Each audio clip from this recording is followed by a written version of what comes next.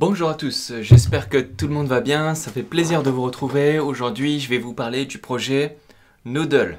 Noodle et son jeton, le Noodle Cash. Alors, il faut savoir que Noodle, c'est une application mobile. C'est-à-dire que vous avez une application mobile qui va scanner tout autour de vous s'il y a des appareils Bluetooth. Et en fonction du nombre d'appareils qu'il va trouver autour de vous, il va vous donner, vous voyez en bas là, le nombre de jetons. Il va vous donner des jetons.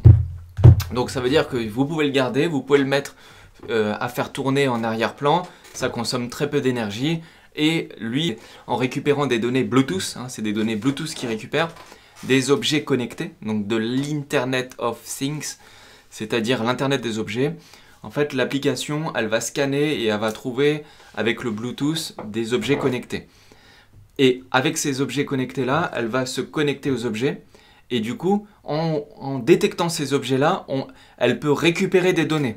Et les données sont récupérées et sont envoyées sur le réseau Noodle.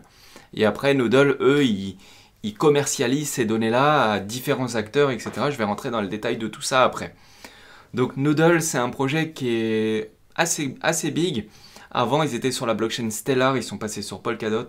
On pourra en parler. En attendant, je vous propose de passer sur mon PC et on regarde tout ça. Alors Noodle, Internet des objets. Comme je vous ai dit, la mission de Noodle, c'est de bâtir le plus grand réseau sans fil au monde.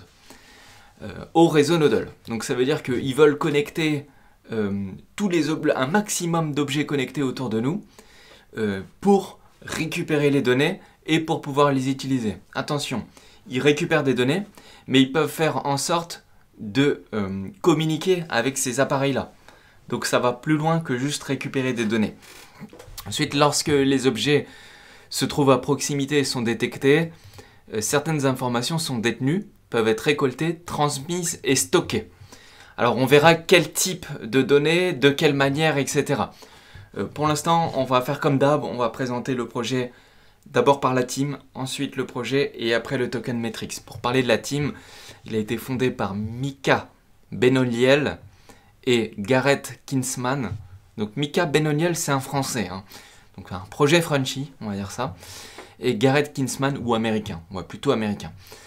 Et dedans, il y a d'autres acteurs. Donc parlons des cofondateurs. Donc là, le premier, c'est Gareth Kinsman. Il a travaillé chez FireChat. FireChat, c'est une application qui est très connue. Et il avait rejoint Open Garden, c'est un opérateur mobile qui donne des accès à Internet à des tarifs compétitifs. Et c'est Open Garden qui a construit l'application FireChat.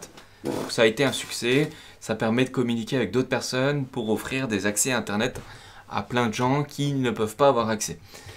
Donc il a aussi œuvré à la conception graphique de Greenstone. Donc ça, c'est un appareil qui s'appuie sur un réseau pour envoyer des messages gratuits. Donc c'est toujours en utilisant des devices, donc des mobiles ou des objets pour connecter avec des objets. Donc là, on est vraiment dans le domaine de l'Internet des objets. Et c'est à ce moment-là qu'il s'est intéressé à ce domaine-là. Et avant de lancer Noodle avec le deuxième cofondateur qui s'appelle Mika, en fait, il est passé par Ola Labs en tant que product designer. Donc là, c'est un grand réseau de covoiturage connecté. Donc là, franchement, lui il s'y connaît bien en Internet of Things. Et du coup, je pense qu'il a les compétences pour bien réaliser le projet qu'il est en train de faire. Et ensuite, on a Mika Benoliel, qui lui est un Français qui vient de Nice. Et en fait, lui, c'est un multi-entrepreneur et il a déposé plein de brevets. Et dans différents domaines. Alors, il en a déposé dans la blockchain, validation d'un réseau décentralisé, anonymisation et randomisation des identités, et puis beaucoup dans le domaine aussi des devices, des objets. Et là, par exemple, on a l'échange d'énergie entre appareils sans fil. Donc ça, c'est ouf. Ça veut dire que vous avez un appareil, mon appareil peut donner son énergie à un autre, par exemple. Donc en fait, il développe plein de solutions comme ça, et c'est un entrepreneur. Donc lui, son but, c'est de faire valoriser ses projets dans le but de gagner un maximum d'argent. Donc là, ensuite, ce qu'il a fait, c'est qu'il a cofondé FireChat, développé par la société Open Garden. Donc c'est là, j'imagine que c'est là que lui, Mika et Gareth ont dû se rencontrer dans cette société-là, et vu qu'ils ont tous les deux une compétence dans ce domaine-là, ils se sont regroupés entre eux pour créer Noodle.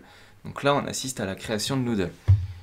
Il est aussi cofondateur de Coalition Network. Donc là, c'est un système de recherche, de contact et de notification basé sur la proximité utilisant la technologie Bluetooth pour le Covid-19. Donc là, on va en reparler après, mais ils sont aussi très actifs dans le Covid-19, Noodle et ses applications. Ensuite, au niveau de la technique, on a Lucien Loiseau, qui est CTO et qui est accompagné par Elliot Tessonnière. Elliot Tessonnière, très connu dans l'écosystème Polkadot. Et eux, pareil, ils ont des bonnes expériences, que ce soit dans la blockchain avec Elliot ou que ce soit dans le business traditionnel avec Lucien qui a travaillé pour une société Second Bridge dont la mission est de concevoir et développer des objets communicants. Donc là, ils ont vraiment une team qui s'y connaissent, que ce soit dans le domaine des devices, donc des objets connectés, ou dans le domaine de la blockchain, ils sont compétents. Alors le projet Noodle, lui, il part du principe que c'est le modèle actuel, il coûte trop cher, et il est trop centralisé, et il demande beaucoup trop d'investissement pour pouvoir fonctionner correctement. Donc vu qu'ils partent de ce postulat-là, et eux, ils apportent une solution qui est décentralisée, c'est-à-dire que tout le monde peut participer pour collecter des données. Alors, je vous rassure, les données, c'est certains types de données. Donc, vu qu'il estime que les acteurs ne tirent pas pleinement profit des données, puisqu'elles sont collectées de manière disparate, ben en fait, il propose une application qui permet à tout le monde de le faire et partout sur la planète. Donc, leur but, c'est qu'un maximum de personnes utilisent l'application Noodle pour connecter et recevoir des données en vous payant, donc en vous donnant des tokens. Et ces données-là, eux, ils vont les commercialiser. Alors, données ou autre chose, mais on y vient, par l'intermédiaire du Bluetooth. Et le Bluetooth qui est utilisé, c'est un Bluetooth Low Energy. Donc pour l'instant, ils font que Bluetooth, et plus tard, ils feront d'autres choses. Par exemple, ils feront le Wi-Fi, ils feront l'interface mobile, les puces GPS, le CPU, le stockage, les fréquences radio. Vous voyez, ça peut aller vraiment très loin. Après, ils ont aussi un autre truc, ça je connaissais pas, c'est la bande de l'innovation. Donc là, c'est utilisé par l'armée actuellement, et l'utilisation de ça, c'est pour les nouvelles technologies type 5G. Donc eux, là, ils sont encore au début, ils développent le Bluetooth, mais ils vont se développer de plus en plus et en faisant de plus en plus de choses. Donc alors, comment ils gagnent de la monnaie avec ce type d'application-là? Je vais vous donner des exemples. Mais en fait, ils ont identifié tout un tas de secteurs d'activité où leur application peut être rentable. Par exemple, le tracking en cas de pandémie. Avec le Covid, c'est typiquement le cas d'utilisation qui est possible. Alors, je vous donne l'exemple après pour le Covid. L'industrie pharmaceutique, par exemple, toutes les machines, les capteurs de l'industrie pharmaceutique peuvent être utilisés et réutilisés. L'électronique et les objets connectés. Donc là, on a les montres, on a les casques, les ordinateurs, les smartphones, les objets qui connectent en Bluetooth à d'autres objets, les balances connectées, les réveils connectés, tout ce que vous voulez. Le tracking physique des objets et des capteurs. Donc là, vous avez perdu un objet, même chez vous, bah vous pouvez le retrouver par son émission Bluetooth, par exemple. Les transmissions de données dans des endroits à faible couverture de réseau. Par exemple, vous êtes en endroit à la campagne, il n'y a pas de réseau. Mais en fait, le fait qu'il y ait plusieurs devices qui sont connectés entre eux, bah, ça peut aller chercher la donnée au device qui lui est connecté et de profiter de cette connexion-là pour les autres données dans un endroit où vous ne pouvez pas vous connecter. Donc ça peut régler des problèmes majeurs. La transmission des mises à jour critiques à destination d'objets. Les smart cities, villes connectées. Par exemple, je vous donne un exemple, mais les smart cities, Noodle, ils ont eu un partenariat avec la ville de Paris. Et ils ont déployé, alors je ne sais pas s'ils l'ont fait, parce que j'ai vu la news, mais après, j'ai pas réussi à savoir si ça a été réellement fait. Je les ai pas vus, les bancs, mais peut-être que ça a été fait et qu'après, ils en ont un petit peu moins parlé. Donc la ville de Paris a déployé 3000 bancs connectés. Et en fait, le fait de déployer des bancs connectés, comme vous voyez à l'écran, bah, ça permet de collecter des données. Par exemple, je vous donne des exemples, les données qui peuvent être connectées, ça peut être les données de température, l'hygrométrie. Ça peut aussi connecter des données de type combien de personnes se sont assis sur ce banc-là. Est-ce que les gens sont restés longtemps sur ce banc-là? Est-ce qu'il y a eu plus de gens qui sont restés sur ce banc quand il fait très chaud que quand il fait moins chaud. Et du coup, tout ça, ça peut avoir des impacts et des données qui sont très intéressantes pour des entreprises. Par exemple, si on voit qu'il y a un nombre très important de personnes à un certain horaire de la journée, bah on pourrait offrir des services de boutique dans ces endroits-là à ces temps-là. Donc c'est des données qui peuvent être récupérées et qui au final peuvent être très rentables dans la durée. Donc faut noter que dans le domaine du big data, en fait, les données ont beaucoup de valeur. Et là, on est dans le système d'un exemple de système de IoT qui fonctionne et qui a été mis en place par Noodle à Paris. Donc après, faut voir quelles conclusions ils en ont tirées. Ça, malheureusement, j'ai eu très peu d'infos par rapport à ça. Si on arrive à contacter la team Noodle, peut-être qu'ils pourront nous le dire. On peut mesurer la densité de population, du trafic piéton, automobile, communication de messages, notifications et alertes. C'est-à-dire que là, si j'ai 17 personnes autour de moi qui ont un device Bluetooth, on peut leur envoyer une donnée. Donc on peut leur envoyer, par exemple, une publicité ou autre. Après, tout l'enjeu, c'est que ça soit pas trop intrusif. Bon, après, ça peut emmener à des dérives, mais bien sûr, il y a des lois pour ça, on fait pas n'importe quoi, il y a les RGPD, ils sont en règle par rapport à ça. L'audit d'objets, par exemple, ça peut intéresser les constructeurs. Donc là, on collecte la donnée, ça peut intéresser le constructeur de téléphone de savoir où il y a le plus de téléphones dans certaines zones. Pour, par exemple, mettre, je vous donne un exemple, mais eux, ça peut les intéresser. J'imagine, par exemple, pour mettre une boutique de réparation de mobiles, s'il y a beaucoup de mobiles de cette marque-là à un certain endroit, ou leur offrir un produit complémentaire. Donc faire une vente additionnelle. Ou toute autre chose, ou apporter, par exemple, un service 5G dans un endroit où vraiment il y a beaucoup de mobiles qui utilisent le Wi-Fi. Par exemple, la preuve de la localisation, le covoiturage ou la location de véhicules. Alors véhicules ou par exemple ça peut être des locations de trottinettes, location de vélo, ou ce que vous voulez. L'économie collaborative, l'agriculture, l'automobile et la géolocalisation. Retrouver des objets, bon ça on l'a dit, le bâtiment, les fournisseurs de données aussi, ça c'est important. Et le luxe, pour tracer des bijoux ou autres. Donc là aujourd'hui les données qui sont collectées par Noodle, elles sont faites par l'application. Donc ça vous pouvez le faire, hein, c'est live. Ça fonctionne, vous récupérez des jetons à chaque fois que vous allumez votre téléphone et si vous le laissez en arrière-plan. Il faut savoir que Noodle propose un SDK, donc un Noodle SDK, pour tous les projets qui veulent intégrer leur code dans celui de Noodle. Pour intégrer le réseau Noodle, avoir toutes les données, que ce soit mobile ou autre. Donc là, pour ça, ils mettent à disposition des ressources. Et là, dans un premier temps, ça sera pour le Wi-Fi, le GPS et le Bluetooth. Donc là, dans un premier temps, là c'est que le Bluetooth qui fonctionne, mais à terme, ça sera le Wi-Fi, le GPS et d'autres choses.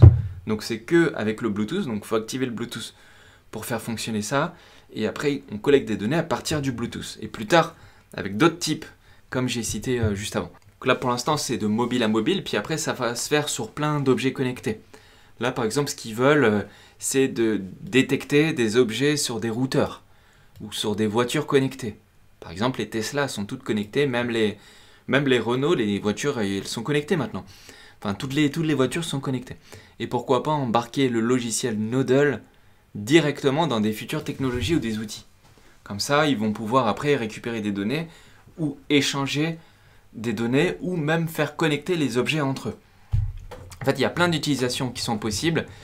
Et aujourd'hui, les clients de ces applications-là, c'est principalement ceux qui ont besoin de données, mais ça peut aussi être ceux qui ont besoin de faire connecter plusieurs objets entre eux. Donc là, par exemple, voilà comment ça fonctionne. Le subscriber, donc l'abonné, paye un service au validateur, et le validateur reward les personnes qui utilisent les devices. Et ensuite, ça vient se connecter un peu partout, sur tous les devices, et ça remonte la donnée pour les personnes qui ont payé pour avoir ce service-là. Alors, notez que les informations qui sont récupérées, c'est uniquement des données de géolocalisation et des données liées à l'adresse MAC, M-A-C. Par contre, ils ne prennent pas le numéro de téléphone, ils ne prennent pas les contacts, ils ne prennent pas les photos et ils prennent pas les données qui sont sensibles. Ça, c'est interdit, je pense, avec le RGPD. Donc du coup, ce qu'ils font, c'est qu'ils récupèrent des données génériques, mais c'est déjà des données qui sont très importantes, hein.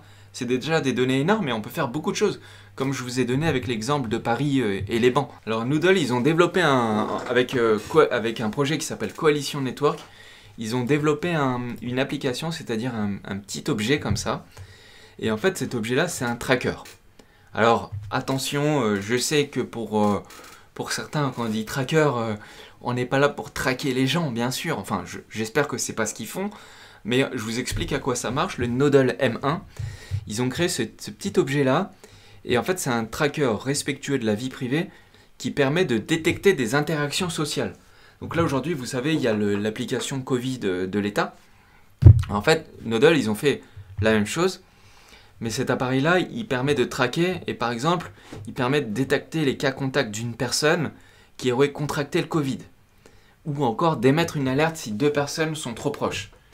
Alors en France, là, pour ça, on grince des dents, mais bien sûr, c'est paramétrable. En France, avec ça, on va grincer des dents, et c'est normal, parce que nous, on est très attachés à la liberté. Hein, dans France, il y a le mot franc, et franc, ça veut dire libre. C'est le peuple des hommes libres. Donc ça, ça peut nous faire grincer des dents, mais ce type de système en Chine, bah, ça peut être très utilisé. Ou alors, ils pourraient utiliser un système comme ça, par exemple en France, mais uniquement dans les hôpitaux. Si vous avez Covid, ben, on vous le met dans la main et ça vient sonner si vous vous rapprochez d'un autre patient ou autre, pour avoir une distance de sécurité. Enfin, tout plein de cas sont imaginables avec ça. Alors là, on a l'application Noodle qui avant était sur Stellar, mais sur Stellar, ils avaient énormément de difficultés. Je m'explique, c'est-à-dire que Stellar, ils n'avaient pas toutes les fonctionnalités souhaitées par Noodle. Effectivement, Stellar, ils ne peuvent pas gérer les smart contracts.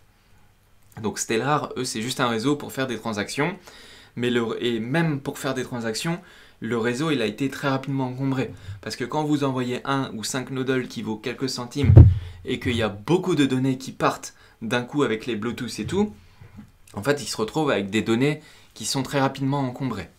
Et même sur Polkadot en ce moment, ce qu'ils font, c'est qu'ils regroupent les données dans un endroit et ils les valident toutes les heures ou toutes les 4 heures. Elliot m'avait expliqué ça, je me souviens plus trop, c'était entre deux discussions, mais il m'avait expliqué ça, il m'avait dit que en fait, ils regroupent toutes les données dans un endroit et ces données-là sont validées régulièrement. Donc là, il faut noter que c'est très important parce que les microtransactions, il y en a 1,3 million par jour. Donc au final, ça représente beaucoup de transactions et c'est important, enfin vu que c'est des microtransactions, c'est important que les frais du réseau soient très faibles. Et là, sur Stellar, ils avaient ce problème-là. Donc vu qu'ils ont beaucoup réfléchi, ils avaient développé leur propre blockchain qui s'appelle Arcadia et ils l'ont développé avec le framework de Parity. Et du coup, déjà avec ça, ça leur a facilité un petit peu la vie. Et puis après, voilà, hein, vous connaissez les raisons de basculer sur Polkadot, interopérabilité, etc. Mais on n'y revient pas parce que ça, je le fais à chaque projet. Maintenant, je pense que c'est clair pour tout le monde. Mais du coup, l'interopérabilité va pouvoir être très utilisée dans ce domaine-là. Par exemple, s'ils veulent intégrer des informations sur les objets sur la blockchain ou qui a besoin d'être utilisé sur d'autres blockchains, on peut penser par exemple à Robonomics. S'ils veulent travailler, faire un partenariat ensemble, ils vont peut-être pouvoir créer des choses et avoir besoin de se faire échanger des données entre différentes blockchains. Donc là, Parachain, c'est parfait pour faire ça. Utiliser la connectivité du réseau pour la transmission des données, traçabilité des actifs, certification, authentification d'appareils, sécurisation de la donnée. Là, pour ça, Polkadot, c'est la meilleure solution, je pense, pour eux qu'ils ont trouvé.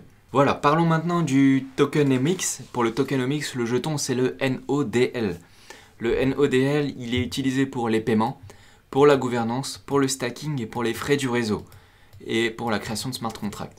Donc c'est un token natif de blockchain layer 1, hein, qui est utilisé au même titre que les autres cryptos, que les autres tokens, mais du coup là, faut bien comprendre qu'il est utilisé aussi pour récompenser. Et là, on voit que la team récupère 10% du tokenomics, il y a 12% en réserve pour l'entreprise, il y a 4,5% pour les investisseurs, donc très peu finalement pour les investisseurs, 1,5% pour les services providers, pour ceux qui offrent des services, 12% en offering. Et la majeure partie, et c'est là-dessus qu'il faut se pencher, c'est sur l'écosystème unmined. Donc 60%, et là il faut regarder ce que c'est ces 60%, parce que c'est de là que vient la valeur du jeton. Et en fait les 60%, c'est les jetons qu'on va vous distribuer et qui vont être minés. Donc les jetons minés, on voit qu'ils vont être minés jusqu'en 2030. Et il faut noter que vu que c'est les 60%, c'est la majeure partie, c'est les jetons qu'on vous distribue, en fait ces 60% là, il faut savoir comment on va vous les distribuer. Et en fait, à chaque fois qu'on vous envoie du Nodle et que vous avez connecté votre application et qui a trouvé des données, en fait, c'est en fonction de la valeur de la donnée qui est transmise, divisé par le local node density, donc la densité du nœud, la latence, multiplié par la difficulté, par un coefficient de difficulté. Donc principalement, ça va être par la valeur de la donnée que vous allez transmettre et par le nombre de données que vous allez transmettre. Donc en gros, plus il y aura d'applications Bluetooth autour de vous, plus l'application va en trouver et plus on va vous distribuer du Noodle. Pourquoi? Parce que vous avez contribué à faire que Noodle est un gros réseau avec beaucoup de données et que donc du coup vous allez être récompensé à ce titre. Il faut noter qu'il y aura 21 milliards de jetons, dont 4,25% ont été distribués pour la crowd loan, c'est-à-dire 850 millions de Noodle. Et les jetons, ils ont été vendus en public sale il y a un moment déjà sur Tokensoft. Et vous pouvez retrouver le prix. Il avait vendu en option 1 à 0,152, 0,122 et 0,094 $ le jeton. Et en private, 0,08 le jeton. Donc le jeton, il a été vendu il y a longtemps. Maintenant, il risque d'être listé assez prochainement. Il faut savoir qu'ils ont pas mal de partenaires. Par exemple, il y a la ville de Paris, il y a HTC. Donc la marque de mobile, dedans ils ont préinstallé l'application Nodle direct sur HTC. Ensuite ils ont un partenariat avec Republic. Donc là c'est pour réaliser des privates avec Tokensoft. Cisco avec Cisco et les objets IoT. Avec 5G Open Innovation Lab, Ledger aussi ils ont tenté un truc. Tangem avec Stellar qui était la première blockchain avant. ESTV, donc ça c'est un acteur de l'e-sport. Et au final on voit qu'ils ont quand même pas mal de partenaires. La team est de haut niveau. Maintenant, il faudrait voir combien de personnes utilisent leur application et surtout combien de personnes sont prêtes à payer pour avoir les données qui tirent de leur application. Et je pense que ça, plus ils vont avancer dans le temps et plus ils en auront, surtout quand ils vont débloquer les fonctions 3G, 4G, 5G, Wi-Fi pour connecter des données parce que pour l'instant, c'est que avec Bluetooth. Alors à noter que Bluetooth, ça marche bien. Je vous donne un exemple. Un jour, je suis passé en voiture devant une agence immobilière et j'ai reçu un message avec mon Bluetooth. Et en fait, juste en passant devant chez eux, ça m'a envoyé un message. Disant, vous êtes à côté, vous pouvez venir acheter un appartement ou autre. Donc il faut noter qu'on peut faire quand même pas mal de choses avec le Bluetooth et c'est important de noter ça. J'espère que ça vous a plu. Si vous êtes nouveau, vous pouvez vous abonner et cliquer sur la cloche. Un petit pouce si tout ça, ça vous a plu. Pour Nodle, normalement, vous savez ce que c'est Nodle, ça n'a plus de secret pour vous. Je suis content de vous avoir expliqué ça. Dispo sur Twitter, Twitch, Discord et Telegram, canal d'entraide pour vous renseigner ou autre sur l'écosystème Polkadot. Je vous dis à bientôt et salut à tous. Ciao.